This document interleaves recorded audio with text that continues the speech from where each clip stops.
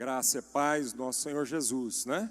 Seja sobre nós. Muito alegre estar aqui, mais uma vez, é sempre um grande privilégio. Trago um abraço lá da família, né? Da sua família, da família da fé lá de Goiânia. Amém, queridos? Eles também estão reunidos lá, os irmãos lá em Salvador e também em São Paulo, né? Então hoje está acontecendo em 4 lugares diferentes do Brasil. Está acontecendo na escola de pastores, os irmãos estão reunidos e é um enorme privilégio e alegria. Fiquei muito alegre com o testemunho aqui da igreja de Tuiutaba, muito alegre mesmo, né? Dos princípios, né, da nossa carta de princípios e valores, um dos 8 princípios é que nós temos que ser uma igreja que dá testemunho em boas obras. Então, ver o testemunho aqui da igreja lá de Tuiutaba alegrou muito meu coração, saber que nós temos, de fato, vivido esse princípio, né? Que a gente crê, que a gente professa, que é parte daquilo que, do nosso DNA, da nossa identidade como sal da terra, né? Então, é muito bom ver que temos dado testemunho, bom testemunho, em boas obras, na sociedade. Temos materializado o Evangelho, né? Não só temos pregado o Evangelho dos nossos púlpitos, mas temos procurado viver esse Evangelho, mesmo com todas as nossas limitações. Então esse testemunho me animou muito, me encorajou muito, e que cada igreja aqui seja encorajada também a, lá na sua localidade, dar testemunho, de acordo com o seu dom, de acordo com a sua vocação, com a roupa que Deus te deu, mas exercendo esse princípio de Deus na nossa vida, amém? Bom, nós temos uns slides para projetar aí, e nós vamos ver hoje então o tema corrupção. Talvez a grande maioria aqui cresceu ouvindo falar de corrupção no Brasil, não é verdade? Eu cresci ouvindo falar de corrupção, isso não é novidade no nosso país. Mas nos últimos 3 anos para cá, eu acho que nós estamos chocados e alarmados, porque nós não imaginávamos o quão profundo a corrupção está enraizada, não só nos níveis de liderança política ou de liderança empresarial no Brasil, mas enraizada em toda a nossa cultura brasileira. Eu acho que, pelo menos para a minha vida, nos últimos 3, 4 anos, com tudo isso que está vindo à tona no Brasil, o choque para mim é perceber que é mais profundo e mais enraizado e é mais endêmico do que eu imaginava que a gente vive essa questão da corrupção no Brasil. Portanto, nós temos que falar sobre isso, portanto, nós temos que abrir a Bíblia, meditar sobre o que a palavra de Deus diz contra a corrupção, amém? E aliás, a palavra de Deus tem muitas coisas a respeito da corrupção, então nós temos que aprender sobre isso, precisamos falar mais sobre isso. Eu espero que a aula de hoje possa inspirar cada pastor aqui, cada pregador aqui a levar esse assunto para os púlpitos das nossas igrejas. Essa é a nossa intenção, amém? A nossa intenção, amada, é que diante de tamanha constatação do Brasil a respeito dos níveis de corrupção da cultura brasileira, a gente possa levar esse assunto para os nossos púlpitos, provocar obrigado, querido, provocar uma reflexão profunda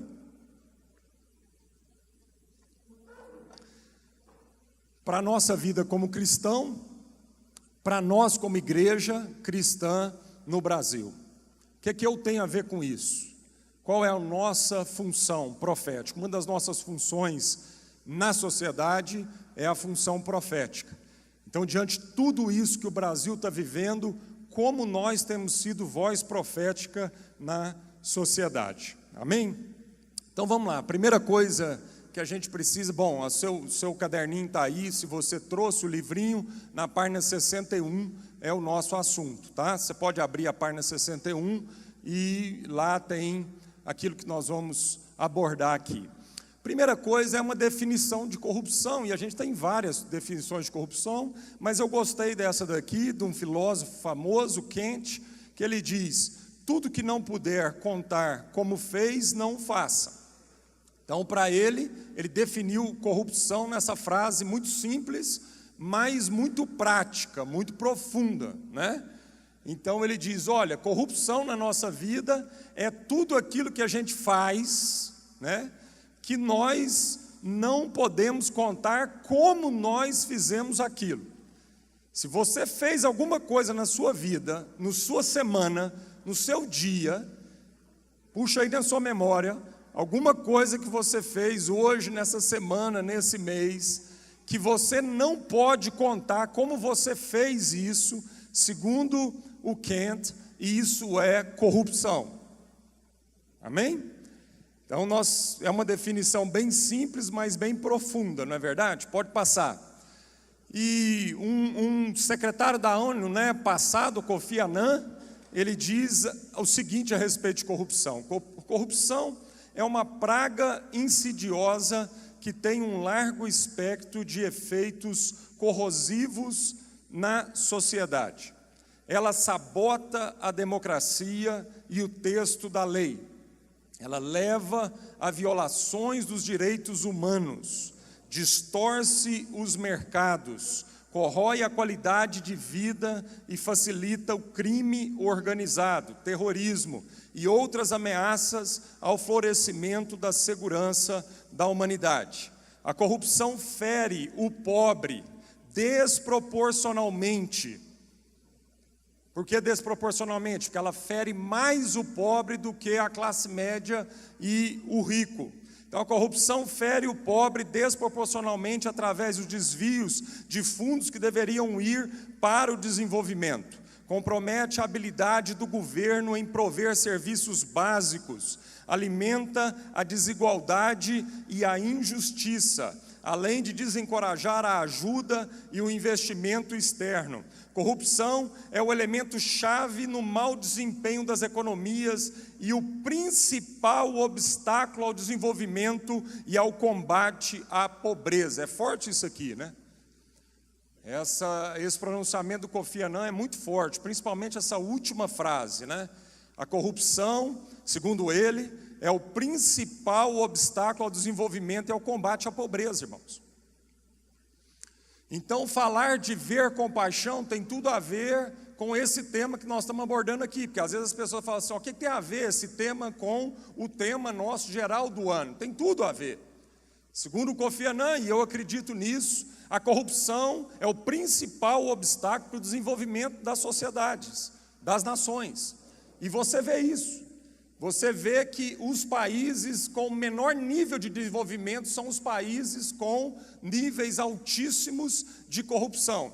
E os países com níveis altos, né, de desenvolvimento, você percebe que tem um nível baixo de corrupção. Então a corrupção é proporcional à falta de desenvolvimento nas nações e na sociedade. Amém? Pode passar. Mas, às vezes a gente, pode passar o slide, às vezes a gente acha que corrupção é algo da modernidade. Não, amado. Se você ler lá em Gênesis, capítulo 6, verso 11 e 12, está aí, já a Bíblia, no primeiro livro dela, ela já relata a respeito de corrupção. Fala assim, a terra, porém, estava corrompida diante da face de Deus, e encheu-se a terra de violência. E viu Deus a terra, e eis que estava corrompida, porque toda a carne havia corrompido o seu caminho sobre a terra. Então, nós não estamos falando aqui de algo novo, e nós não estamos falando aqui de alguma coisa que o brasileiro inventou. É verdade que os níveis de corrupção no Brasil são um dos maiores níveis de corrupção mundial, mas isso é inerente ao pecado, e corrupção é inerente ao coração caído humano. Amém? Então, Gênesis já traz isso. Pode passar. A outra pergunta que eu queria fazer é: quem paga a corrupção? Quem paga a corrupção, né? Eu até coloquei aí essas fotos aí, porque aquele ditado famoso, né? Que a galinha paga lá com o ovo, mas o porco paga com a sua vida, né? Então há uma diferença. Eu coloquei isso aí justamente porque é isso que acontece na sociedade. Sem dúvida nenhuma, todo mundo paga a corrupção, mas tem uns que pagam com a sua própria vida, e tem outros que pagam com limitações. Então, gente, a classe alta e a classe média, ela não paga com a sua própria vida. E talvez seja por isso que a gente não está tão desesperado diante de tamanha corrupção no nosso país. Porque a maioria de nós aqui estamos dentro da classe média ou da classe mais alta no nosso país. Então, a classe média e a classe alta, amado, vão ter algumas restrições como consequência da corrupção. É verdade. Então, às vezes nós vamos diminuir um pouco o lazer, às vezes a gente não vai ter condição de comer, né, tanto fora, em restaurante, às vezes nós vamos ser privados de algumas viagens, às vezes nós, né, vamos ali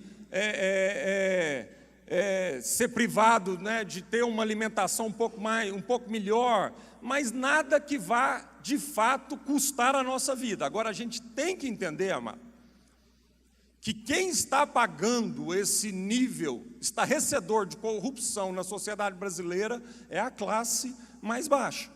Esses de fato estão pagando com a morte, com a vida.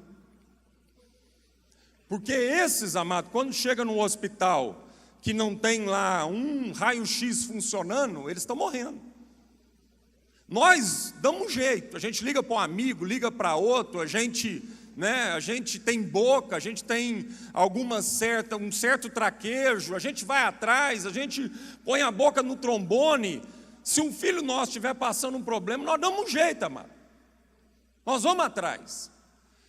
Mas tem milhares de pessoas no nosso país que não têm voz, eles não têm a quem recorrer, eles não têm para quem ligar. Na hora que chega com o filho doente no hospital e não tem penicilina, não tem remédio básico no hospital, na rede pública de saúde, não tem o que fazer, a não ser esperar a morte chegar. Nós não estamos brincando, amado. Nós temos aqui gente da área médica que trabalha no sistema público de saúde. Você sabe do que eu estou dizendo. Você sabe que está morrendo gente por falta de remédios básicos. Talvez não seja a realidade de Uberlândia, mas a realidade de Goiânia é isso. Eu tenho amigos médicos da rede pública. E muitas vezes o dilema é ter que escolher quem que vai viver e quem que vai morrer. Porque às vezes não tem profissional para atender, às vezes não tem um remédio básico, não tem nada. Então, gente, tem um povo que está pagando com a vida, nós temos que entender isso. E é um povo que não tem voz, não tem expressão, não tem condição nenhuma de pleitear em causa própria. Então, se nós que temos voz, se nós que temos uma certa influência, se nós que podemos, de fato, interferir em questões públicas do nosso país, a partir, né, de conhecidos, a partir da igreja, se nós não formos a voz para esse povo, amado, não vai ter jeito. Então, quem paga a corrupção realmente, amado, é o pobre no nosso país. Porque eles pagam com a vida, amém? Então eu quero trazer essa reflexão profunda aqui para o nosso coração, que a gente vai levando, como nós estamos levando. A gente fica chateado, a gente fica com uma certa indignação, a gente pragueja, a gente abre a boca, mete o pau nos governantes, mete o pau na liderança corrupta, mas nós continuamos com a nossa vida. Mas tem gente que não está continuando com a sua vida, amém, amado? Quem está morrendo com bala perdida lá no Rio de Janeiro, a torta direita, aquele caos que está no Rio de Janeiro, não é a classe alta, amado, nem a classe média. A maioria das pessoas que estão tomando tiro, tudo quanto é lado, vendo seus filhos morrer lá, é a classe baixa. Por conta de corrupção. Irmãos, corrupção no nosso país tinha que ser encarado como um crime de genocídio. Eu sou dessa opinião.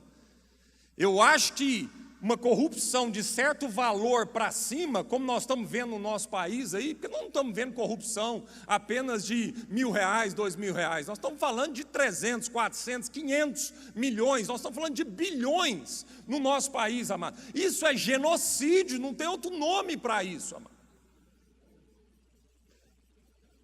O sujeito que desvia bilhões do hospital, da escola, do sistema de segurança pública, está matando muita gente. Então quem paga? Não somos nós que estamos pagando com a nossa vida. Pode passar. Então a pergunta é, e eu com isso? O que nós temos que fazer? Devemos aceitar a corrupção como algo apenas cultural no Brasil e ficar por isso mesmo e dizer assim mesmo, é o jeitinho brasileiro? O que eu, pessoalmente, como cristão, como indivíduo, como um profissional, como um agente, um cidadão brasileiro posso fazer? E o que nós, como igreja, podemos fazer? Pode passar. Então nós vamos perceber que a corrupção ao longo no Brasil, né, ao longo da sua história, não é algo novo, né? Em uma lista, isso aqui é de 2016, uma lista de 141 economias, o Brasil ficou em 4º lugar como o país mais corrupto no mundo, amado. Isso é uma pesquisa séria. Isso aqui foi uma pesquisa junto com os empresários, junto com, né, a população desses países na área da economia. E o Brasil ficou em 4º lugar como o país mais corrupto do mundo, perdendo apenas atrás do Chad, da Bolívia e da Venezuela, que lidera o ranking. Nesse ranking aqui, a Venezuela lidera como o país mais corrupto do mundo. Pode passar? Na carta de Pero Vaz de Caminho para o imperador, quando o Brasil estava sendo descoberto, em 1500, você já percebe corrupção.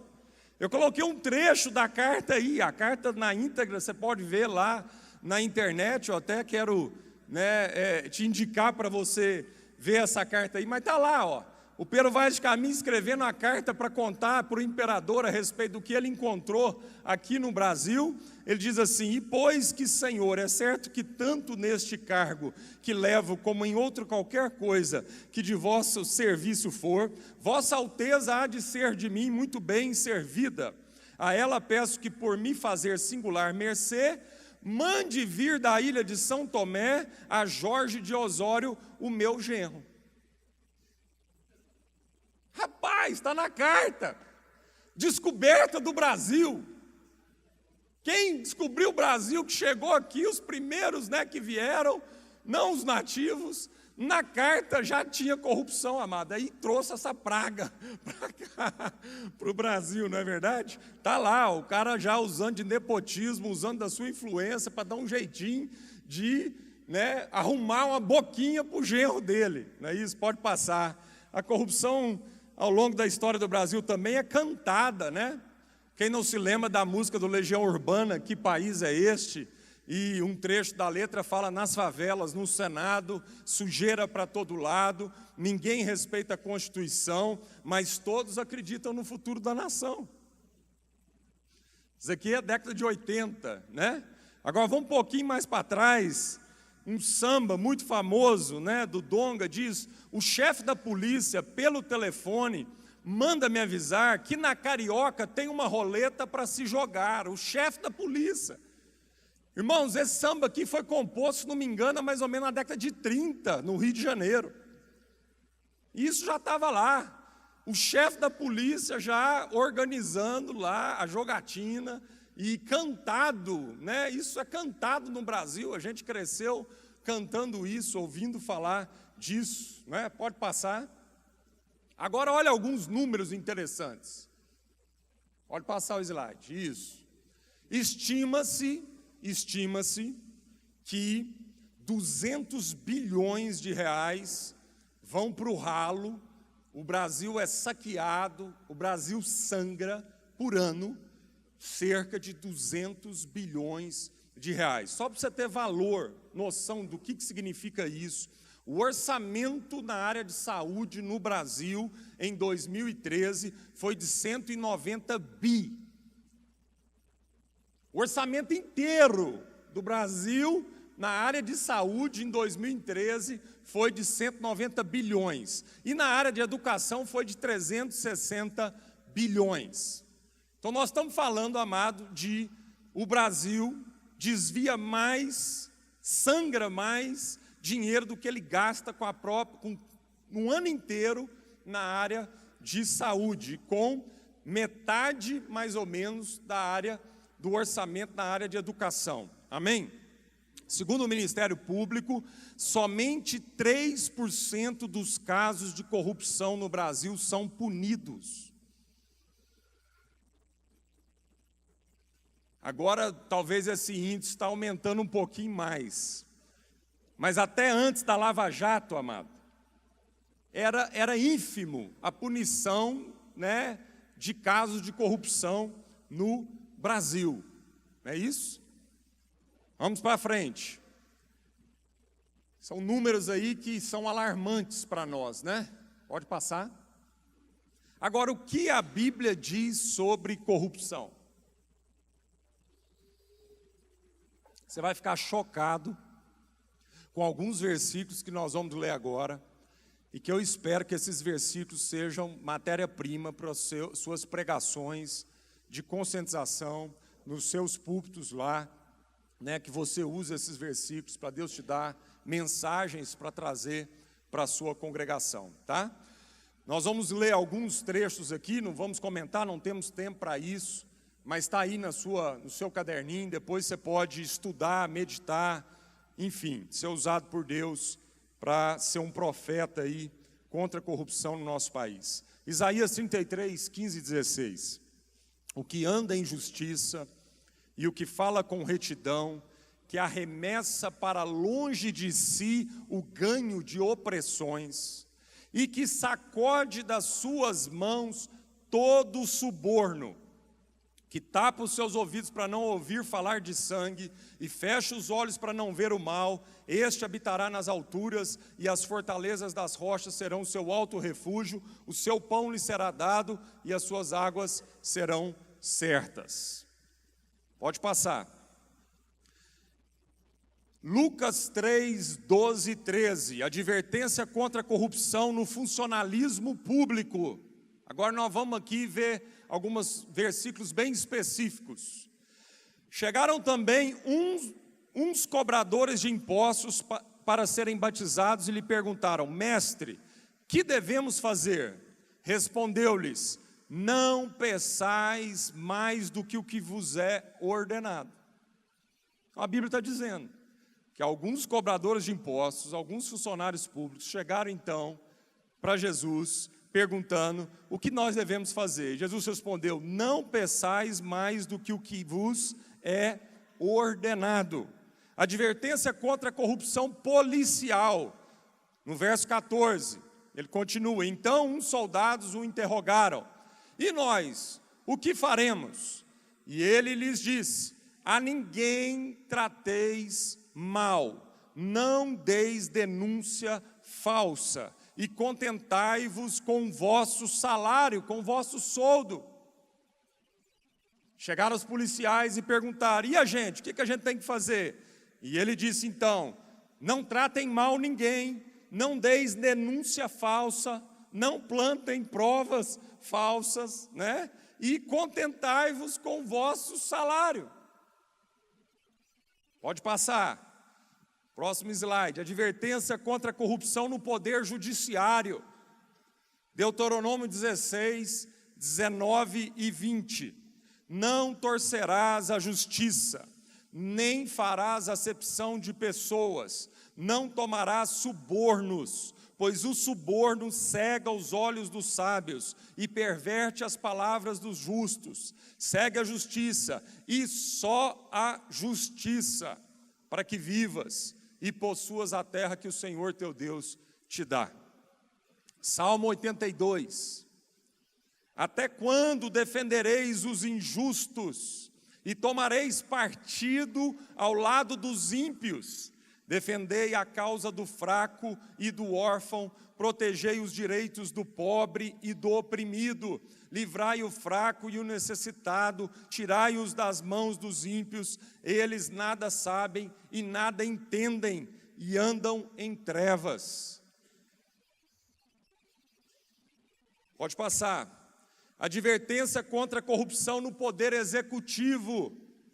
Então nós já vimos no poder legislativo, vimos no funcionalismo público em geral, vimos na polícia, a Bíblia advertindo especificamente corrupção nesses poderes. Advertência contra a corrupção no poder executivo, Isaías 1, versos 23. Os teus príncipes, poder executivo, são rebeldes, companheiros de ladrões. Cada um deles ama o suborno e corre atrás de presentes. Não fazem justiça ao órfão e não chega perante eles a causa das viúvas. Vamos para frente, advertência contra a corrupção no poder legislativo. Ai dos que decretam leis injustas e dos escrivães que escrevem perversidades para privar da justiça os pobres e para arrebatar o direito dos aflitos do meu povo, despojando as viúvas e roubando os órfãos. Ai daqueles que fazem leis, os caras que estão com a caneta na mão, os caras que estão lá no legislativo, vereadores, deputados, senadores, fazendo leis injustas, vendendo o país, vendendo a nação por conta de suborno, de presentes. Ezequiel 22, advertência contra a corrupção e a ganância no meio empresarial. No meio de ti aceitam-se subornos para se derramar sangue, recebes usura e lucros ilícitos. Usura, amado, é lucro acima do que é justo. A Bíblia condena a usura. E nós, muitas vezes, empresários cristãos, estamos nos nossos cultos de empresários, dando testemunho de quanto Deus está nos abençoando, e a gente lucrando em cima do miserável lá, que está precisando vender, né, até as cuecas para pagar, e a gente aqui dando testemunho de prosperidade, que Deus está me abençoando como um empresário, amado. Usura é pecado. A Bíblia diz, amado, que o lucro exorbitante é pecado. Nós cremos, amado, que a Bíblia é sustentável, ela quer que essa nação desenvolva, essa sociedade desenvolva, mas não pode ser em cima de usura. Então ele está dizendo, no meio de ti aceitam-se subornos para se derramar sangue, recebes usura e lucros ilícitos e usas de avareza com o teu próximo, oprimindo. E de mim te esqueceste, diz o Senhor Deus, eu certamente baterei as mãos contra o lucro desonesto que ganhastes.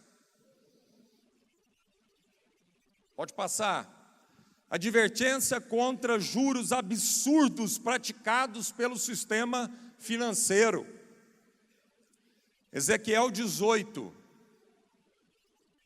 Diz assim, versículo 5, sendo o homem justo e fazendo juízo e justiça, não oprimindo a ninguém, tornando ao devedor o seu penhor, não roubando, dando o seu pão ao faminto e cobrindo ao nu com vestes, não dando o seu dinheiro à usura, não recebendo demais, desviando a sua mão da injustiça e fazendo verdadeiro juízo entre homem e homem, andando nos seus estatutos e guardando os meus juízos para proceder segundo a verdade, o tal justo certamente viverá, diz o Senhor Deus. Muita Bíblia para a gente meditar, né, irmãos? Muita palavra de Deus para a gente passar primeiramente a nossa vida nesse crivo, não é isso? Obedecer o que a palavra de Deus nos ensina a fazer. E advertência acerca dos direitos trabalhistas.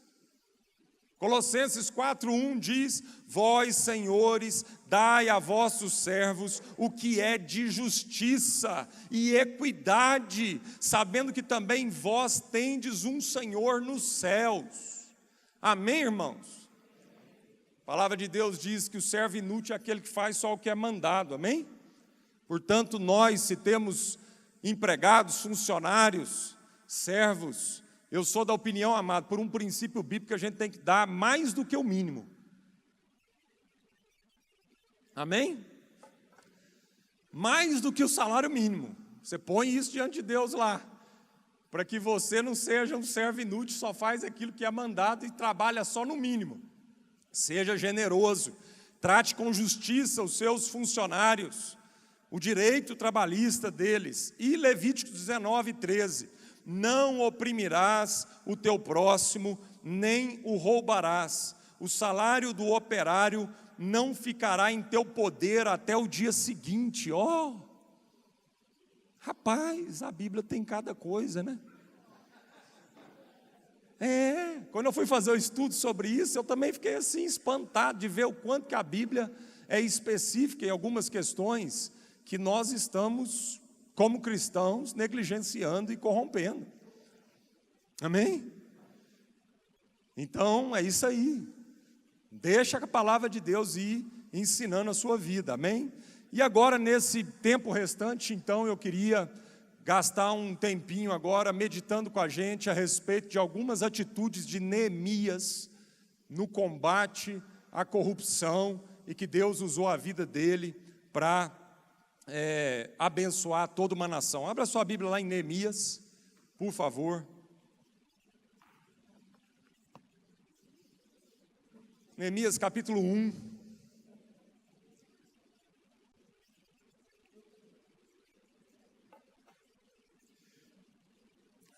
O que nos cabe fazer diante desse quadro? Nós já vimos que a corrupção está mais entremeada na cultura brasileira do que a gente pensa, não é isso? Se eu começasse a fazer algumas perguntas aqui para nós vamos perceber que a corrupção está mais entremeada dentro de nós, da igreja, do que a gente imagina. Você sabia que digitar no celular enquanto você está dirigindo é mais perigoso que você dirigir bêbado, completamente embriagado? Você sabia disso? Existem estudos que demonstram isso, que você pegar o celular e digitar um texto de WhatsApp, olhar o texto do WhatsApp que você recebeu ali, dirigindo, é mais perigoso se você estivesse bêbado. E nós continuamos com isso. Isso é corrupção, a lei fala que você não pode fazer isso. Será que nós vamos fazer isso até o dia que a gente atropelar uma criança e matar?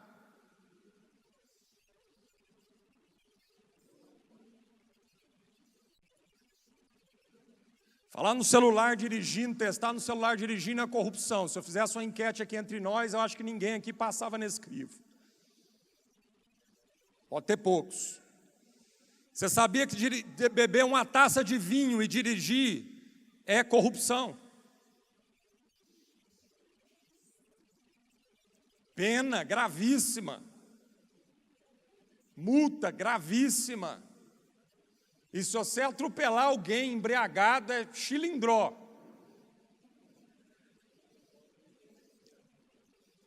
Está vendo como é que a corrupção ela está mais enraizada na nossa cultura do que a gente imagina?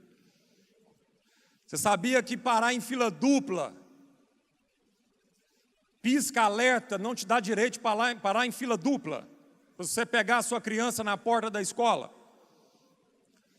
Pelo amor de Deus, amado, pisca-alerta não é um semideus que te autoriza a fazer tudo no trânsito. Tem gente que acha que se ele ligar aquele botãozinho e ficar piscando, ele pode fazer qualquer coisa no trânsito. Lá em Goiânia, então, ufa. Irmãos, meus meninos estudam numa escola confessional, cristã. Logo subentende-se que a maioria dos pais daquelas crianças são crentes. Segunda-feira de manhã eu vou buscar os meus meninos. 12:30 eu vou buscar eles na porta da escola. Amém? Segunda, depois do culto, que 90% daquele povo estava levantando a mão, cultuando a Deus no domingo. E na segunda, está ali buscando seus filhos na porta da escola. Pisquinha alerta. Tem uns que saem do carro, vai lá pegar o filho, deixa o carro parado, a cidade inteira atrás dele está sendo prejudicada. todo mundo para trás não interessa, interessa o conforto dele. Ele não tem uma consciência de comunidade, ele não tem uma consciência de cidade, ele não tem consciência de cidadania, ele não entende que ele vive numa comunidade. Então ele acha que a pressa dele é maior do que qualquer pressa dos outros. Egoísmo no meio da igreja, irmãos, isso não tem outra palavra, amado, isso é egoísmo. Isso é não pensar na sociedade, pensar em si primeiro. É grave isso, amado. Começa assim. Começa falando no celular, dirigindo, tomando uma taça de vinho, saindo para dirigir, parando, não respeitando as leis de trânsito. Aí vai chegando, amado, onde nós chegamos no país.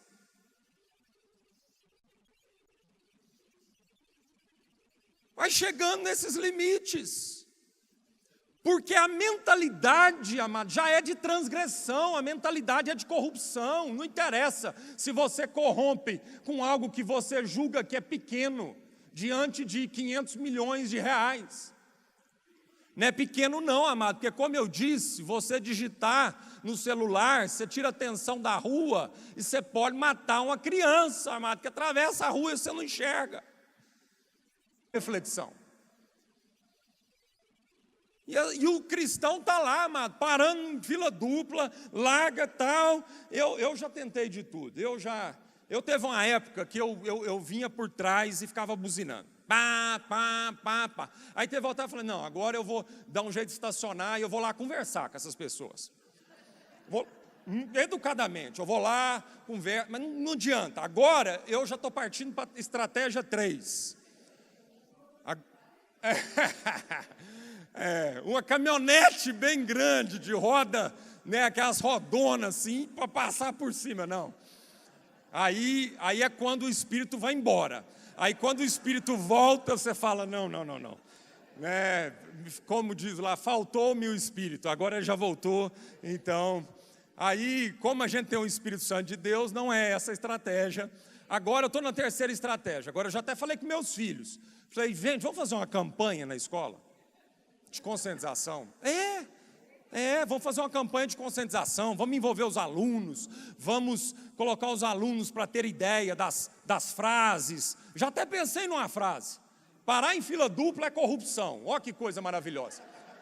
Que aí você põe a faixa lá, na hora que os pais estão buscando as crianças, os alunos vão lá e faz uns panfletinhos, a gente entrega de carro em carro. Agora vai ser essa campanha de conscientização. Porque esse pai cristão, essa mãe cristã, ele tem que entender que o que ele está fazendo, amado, não é de Deus. Não é de Deus. A forma como a gente dirige no Brasil mostra... eu vou te falar, rapaz, trânsito é porque vocês não moram em Goiânia. Tem 11 anos que eu estou em Goiânia. Estudo do trânsito é um estudo sociológico profundo a respeito de uma cultura. É muito profunda, mano. Eu fico estudando, eu fico lá, eu fico notando, estudando. Às vezes que a gente vai sendo contaminado pelo negócio, né? A gente vai sendo também contaminado. Então, às vezes, a gente pega fazendo trem errado, assim, fala, meu Deus, achando isso normal. Mas a gente medita um pouco a respeito do jeito que o brasileiro dirige. Não, isso vai revelar muito do que é a nossa cultura na área de corrupção. 3 faixas na rua. A da direita é para quem vai virar para a direita, certo? O sinalzinho próprio para quem vai virar da direita. A fila de 20 carros. Aí o brasileiro, esperto, malandro, fala o quê? Não, eu vou, vai dar uma brechinha lá na frente, a hora que der uma brechinha eu entro. Gente, aquilo, eu vou te falar, eu estou desabafando hoje aqui. Eu estou precisando desabafar. Não, porque se tem um negócio que tenta e que eu peco, é no trânsito em Goiânia, irmão. Irmãos do céu, eu vou te falar uma coisa, nada me tenta tanto igual o trânsito. Nervosismo, aquele trem assim, aquilo vontade, né, de falar poucas e boas. Só eu, na verdade. Então vocês oram por mim, irmãos, em nome de Jesus. O Senhor me dá domínio próprio no trânsito, para a gente pensar nessas ações mais eficazes. Amém? Pensa aí numa ação lá na escola do seu menino lá, porque é por aí que a gente tem que começar, né, irmãos? Alguém tem que fazer alguma coisa. Alguém tem que fazer alguma coisa.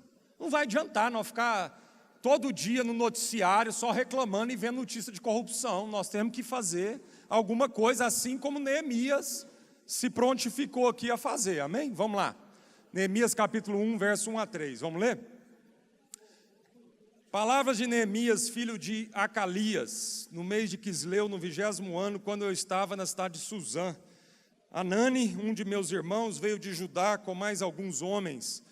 Perguntei-lhes pelos judeus que voltaram, os que sobreviveram ao cativeiro, e a respeito de Jerusalém. E eles me responderam: os que sobreviveram ao cativeiro estão passando grande aflição e vergonha lá na província. Os muitos de Jerusalém foram derrubados, os muros e as portas da cidade queimadas. Primeiro aspecto, amado, sobre o que nós podemos fazer como igreja e como cristão: comprometer-se com a causa. Não ficar o resto da vida constatando uma área desgraçada na cultura brasileira, na nossa cultura, e só ficar metendo pau. Isso não vai adiantar. Não vai adiantar ficar só nervoso. Comprometer-se com a causa. Quando Neemias, quando chegaram alguns lá de Jerusalém, e ele estava em Suzã, capital do Império Persa, ele era um mordomo do rei Artaxerxes, e ele estava ali garantido, seu salário, ar-condicionado, comida do melhor, do bom e do melhor, palácio, só na mordomia, porque ele era mordomo, só na mordomia. Mas quando chegam alguém do país dele de origem, ele pergunta, ele não faz de conta que não é com ele, ele não passa de largo, ele não vira as costas, ele não fica indiferente à situação, ele não vai para os Estados Unidos, para outro país, praguejando contra o Brasil. Não, amado. Em nome de Jesus, apesar de ele estar em outro país, ele nasceu num outro país, mas o país dele estava em crise. E ele então se compromete com essa causa. Ele diz: eu quero saber como é que está meu povo, como é que estão meus irmãos, o que está acontecendo. Ele não faz como muitos cristãos estão fazendo, amado, juntando um dinheirinho, vazando do Brasil. Pelo contrário, ele já estava lá fora, ele nasceu lá fora, no palácio, na capital do Império Mundial. Que Neemias tinha que xeretar com a situação do seu povo? Mas ele não diz: não, o problema é meu também, eu sou parte disso. Então, comprometer-se com a causa. Segunda coisa, oração.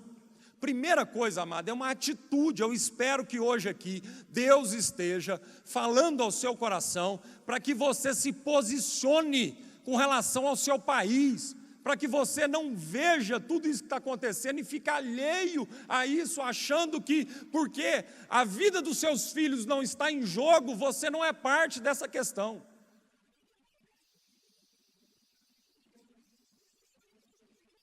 Porque talvez se um de nossos filhos morresse em detrimento da corrupção, amado, nossa postura seria diferente. Eu quero te dizer que os nossos filhos estão morrendo. Os nossos irmãos estão morrendo, e isso precisa gerar uma postura e uma atitude na nossa vida, como cristão e como igreja. Segunda coisa, oração. Neemias, no capítulo 1, aí, versos 5 e 6, eu disse: ó Senhor, Deus do céu, Deus grande e terrível, que cumpres a tua aliança e usas de misericórdia para com aqueles que te amam e obedecem aos teus mandamentos. Os teus olhos estejam abertos e os teus ouvidos atentos para ouvires a oração do teu servo, que faço diante de ti dia e noite. A partir do momento que Neemias ouviu falar da situação do país dele, do povo dele, ele começou a orar dia e noite. Irmãos, se nós como cristãos, como igreja, começarmos a orar dia e noite, diante dessa situação no nosso país, Deus vai dar as estratégias que a gente precisa para começar a afetar o nosso país positivamente, amém? E olha aqui o que ele falou: confessa os pecados que nós os israelitas temos cometido contra ti. Sim, eu e a minha família pecamos. Olha que coisa linda, amado. Olha que senso de pertencimento, de família, mesmo morando longe. Olha que coisa linda, ele está confessando o pecado da nação, do povo. Eu e a minha família pecamos contra o Senhor. Por isso, amado, é conosco. Não é dali para fora. O problema não são os políticos. Aquele ditado que diz assim, que um povo tem os seus governantes que merecem, é um ditado certo. Cada vez mais nós estamos entendendo que isso é verdadeiro. Cada vez mais nós entendemos que os governantes representam a população num todo. Então aqueles homens e mulheres que estão lá, amado, vendendo a sua alma, representam o geral do Brasil.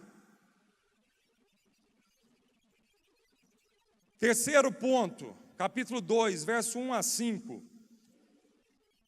No mês de Nissan, no 20º ano do rei Artaxerxes, quando eu estava servindo o vinho, dei-o ao rei. Nunca antes eu tinha estado triste na presença. O rei me perguntou: por que teu rosto está triste e não estás doente? Isso só pode ser tristeza do coração. Então tive muito medo e disse ao rei. Por que ele teve medo, amado? Porque estar na presença do rei com o semblante abatido já era motivo para o rei mandar matar. Tanto é que o rei fala: eu estou percebendo que o seu semblante, que você está triste, mas você não está doente. Eu percebo que essa é uma tristeza de coração. E a palavra de Deus diz que Neemias teve muito medo, porque a qualquer hora o rei podia mandar passar a espada no pescoço dele. Então nós não vamos conseguir, amados, ser uma voz profética, ser uma igreja profética nesse país, sem assumirmos os riscos de enfrentar um sistema corrupto. Eu me lembro de um irmão nosso que congrega com a gente lá na igreja, lá em Goiânia, e ele é paulista, e ele foi contratado para trabalhar na fábrica, na Hyundai, em Anápolis, num cargo muito bom, muito seguro, todas as regalias, tudo. E ele foi para lá, mudou, começou a trabalhar, amado. Só que aí ele começou a se deparar com o sistema. Aí ele começou a se deparar com um sistema corrupto dentro da fábrica. O que ele fez? Ele assumiu riscos. Ele não se dobrou diante do sistema. Ele se posicionou como um filho da verdade, um filho da luz. O que aconteceu, irmãos? Foi demitido. Foi demitido. Emprego seguro, garantido, aposentadoria, tudo vocês pensaram. Mas ele não negociou. O sistema cuspiu ele. Cuspiu. E ele então viu, eu vou começar o meu negócio, porque aí eu faço do jeito que eu entendo que é o correto se fazer. Irmãos, combater a corrupção como voz profética da nossa nação, nós não vamos conseguir sem correr riscos. Não tem jeito. Nós vamos ter que enfrentar o sistema. Eu tenho uma opinião, pode ser que eu estou enganado, mas a minha opinião é o seguinte: a grande maioria dos cristãos que tem um chamado para a política, e quando conseguem se eleger e assumir um posto político, se esse irmão é crente e não negociar com o sistema, ele vai durar um mandato.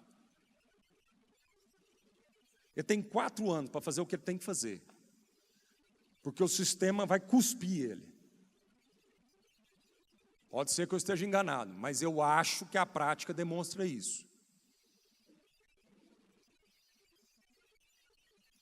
Então, se você conhece um crente, irmão seu, que está no segundo mandato, ora por ele, bastante. E conversa com ele. Conversa com ele, faça as perguntas que precisa ser feita. Amém, irmãos? Pastoreie esse irmão. Em nome de Jesus, pastoreie esse irmão, ele precisa do seu pastoreio, ele precisa das suas orações. Tem algumas profissões, amado, que eu vou te falar uma coisa.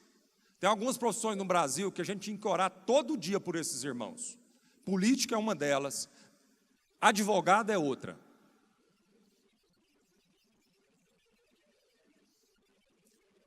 Você tem um irmão advogado que advoga? Dobra seus joelhos e ora por esse irmão, amado, porque o sistema é bruto. O sistema é bruto e esse irmão vai ser tentado todos os dias a corromper. Todos os dias a corromper. Todos os dias a corromper. Eu ia chegar lá, eu falei que tem algumas profissões, entendeu? Tem um irmão lá na igreja que ele é delegado da Polícia Civil, Léo. Pensa o tanto que eu tenho que conversar com esse irmão, o tanto que eu tenho que fazer perguntas para esse irmão, o tanto que eu tenho que orar com esse irmão, amado. Delegado, juiz. Vamos orar por esses irmãos, que a gente precisa de crente fiel. Nós precisamos de filhos da verdade nesses lugares. Nós precisamos de luz nesses lugares. Olha aqui, deixa eu te falar. Só acontece corrupção por uma cadeia. Não tem jeito de ter corrupção a não ser que tenha uma cadeia de corrupção. Você precisa de, no mínimo, um passivo e um ativo para existir corrupção.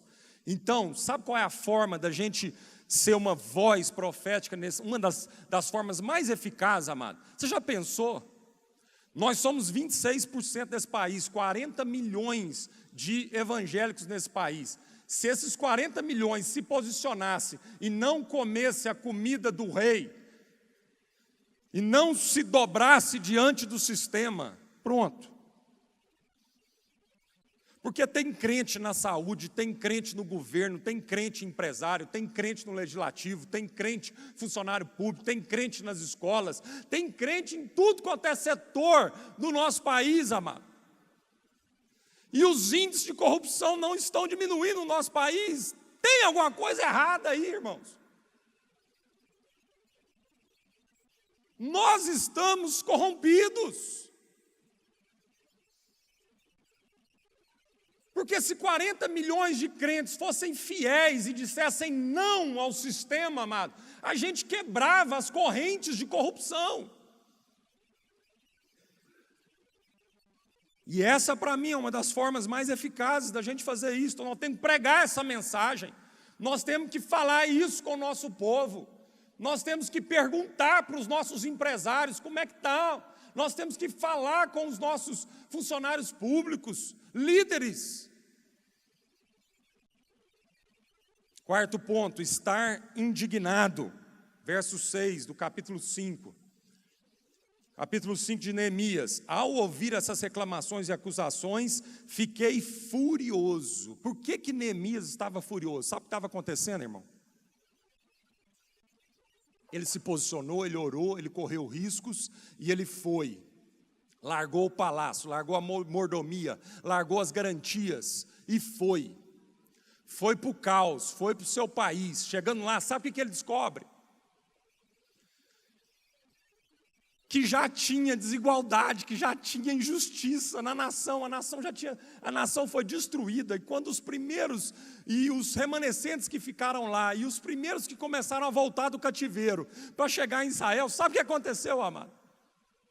Alguns começaram a dominar, a minoria já começou a dominar a maioria, a ponto de que famílias tinham que vender as suas filhas como escravas. Está aí, nós não vamos ter tempo para ler, mas se você conhece a história de Neemias, você vai perceber.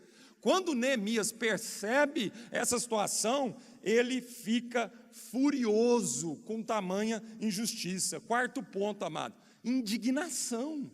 Quando você vê o jornal, quando você abre com as notícias e vê o caos que está acontecendo no nosso país, isso mexe com você, amado, isso faz você ficar inquieto, isso faz você orar, isso faz você perguntar para Deus, ou será que nós estamos vivendo nas nossas redomas, preocupados só com a quantidade de membros nos nossos auditórios? Pelo amor de Deus! Vai adiantar nada a gente lotar os nossos auditórios se a gente não mudar um povo, para mudar uma cultura. John Wesley fez uma oração para Deus, ele falou assim: Senhor, me dá 100 homens radicalmente compromissados com a Tua palavra e nós mudamos uma nação. 100 homens. Então, amados, nós precisamos ficar indignados com essa situação, o Espírito Santo precisa mexer com a gente, nós precisamos olhar para a sociedade, olhar para as ruas do nosso país, para o trânsito do nosso país e buscarmos de Deus estratégias, formas como nós vamos ser eficazes. Essa mensagem tem que ser mais pregada, falada, nós temos que nos confrontar, nós temos que deixar a Bíblia confrontar o nosso modo operante. Quinto ponto, amado, ele fica indignado e ele confronta, verso 7 ao verso 9 do capítulo 5. Analisei tudo e depois adverti os nobres e oficiais e disse-lhes: estáis cobrando juros dos vossos compatriotas? Por isso convoquei uma grande assembleia contra eles e disse-lhes: nós, segundo as nossas posses, compramos de volta os nossos irmãos judeus que tinham sido vendidos aos outros povos e agora vendestes os vossos irmãos. Assim eles teriam de ser vendidos a nós novamente.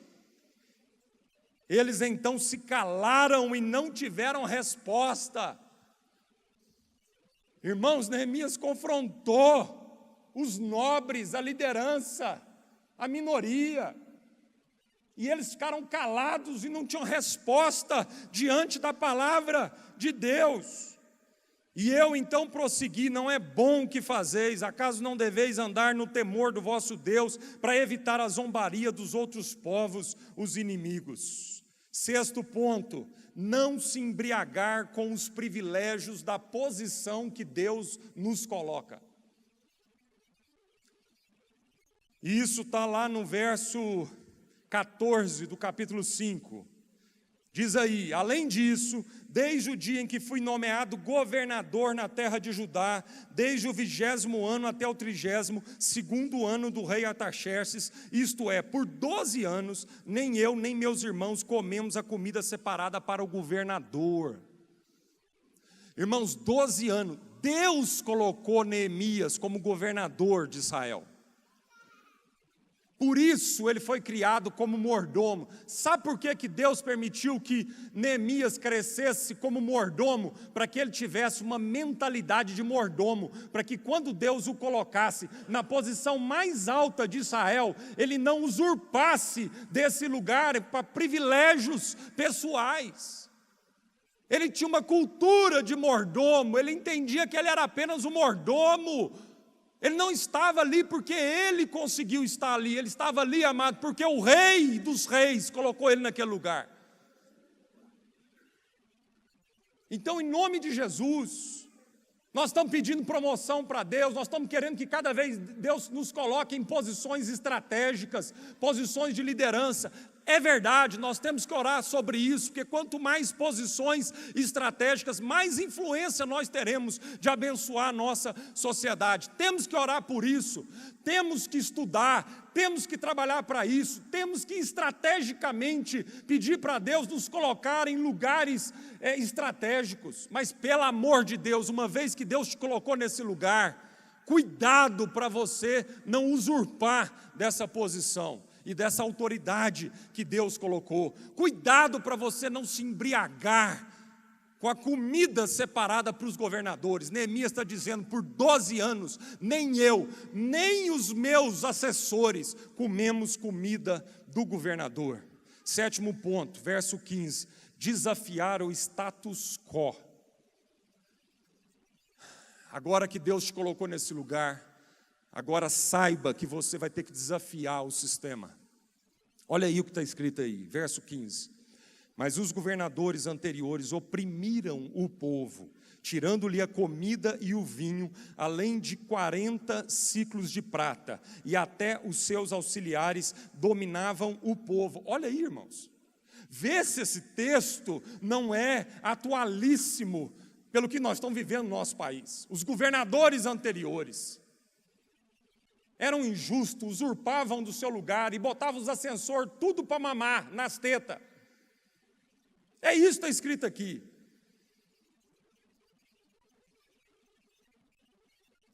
Mas por temor a Deus eu não agi assim. Mas por temor a Deus eu não agi assim. 7º ponto, amado. Nós estamos orando, pedindo para Deus nos colocar cada vez em lugares mais altos do nosso país.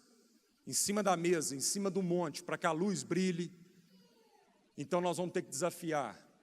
Você vai chegar numa empresa, você vai chegar num lugar, você vai chegar numa sessão pública, você vai ser colocado ali. E o que vai acontecer, amado? Ah, você é novo aqui, logo, logo você entra no esquema. Você é novo aqui, mas tem 50 anos que aqui funciona dessa forma. Agora você chega aqui achando que vai mudar as coisas? Amado, confronto. E nós vamos ter que pedir de Deus estratégias, porque nós não vamos fazer isso de qualquer forma, achando que não vai ser de forma astuta. Nós temos que ser astutos como a serpente, a palavra de Deus, simples como a pomba, mas astuto como a serpente. Isso não vai acontecer de qualquer jeito. Mas isso é parte da pauta de oração nossa como igreja. Isso é parte da nossa vida. Amém, irmãos? E por fim, para a gente terminar, o verso 16. Ao contrário, eu prossegui na construção deste muro e não compramos nenhum pedaço de terra. Olha aí, irmãos. 12 anos eu governei e eu tinha uma meta, eu tinha um objetivo. Deus me deu uma palavra, Deus me ensinou a vida toda, me preparou a vida toda para esse momento. Assim como José do Egito, assim como Daniel e os seus 3 amigos, irmãos. Grandes homens de Deus, preparados, assim como o apóstolo Paulo, preparado uma vida inteira para um propósito, um objetivo. E quando ele chegou lá, amado, o que não deixou ele desviar foi a consciência desse propósito. Ele diz, ao contrário, eu prossegui na construção deste muro e não compramos nenhum pedaço de terra. Todos os meus auxiliares se ajuntaram ali para o trabalho. Neemias e os seus assessores, ninguém comprou um pedaço de terra, ninguém se enriqueceu com a posição que Deus o colocou ali naquele lugar, amado. Mas ele tinha noção qual era a vocação de Deus para a vida dele e porque Deus o tinha colocado naquele lugar e ele não usurpou esse lugar, amém? Concluindo, queria ler aí o que está aí na sua apostila, está projetado ali, eu queria terminar então lendo isso aqui nessa conclusão. Por causa de todo esse, eu estou parafraseando aí o profeta Isaías, tá bom? Por causa de todo esse proceder corrupto, quebrado, não íntegro, apenas de imagem, o direito recuou, se postou atrás, a justiça foi embora, se colocando de longe apenas como uma mera observadora passiva. A verdade tropeça nas ruas de nosso país, tendo vergonha de se levantar como uma postura firme e perseverante. E a equidade, onde está? Do lado de fora, batendo a porta de nossas famílias desesperadas, para que alguém ouça o seu grito e a convide para entrar. A verdade está desfalecendo, e quem se atreve a desviar do mal, arrisca-se a ser despojado. E o Senhor, onde está?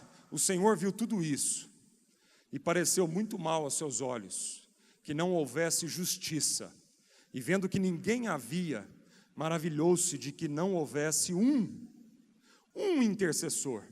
Por isso o seu próprio braço lhe trouxe a salvação e a sua própria justiça o sustenta.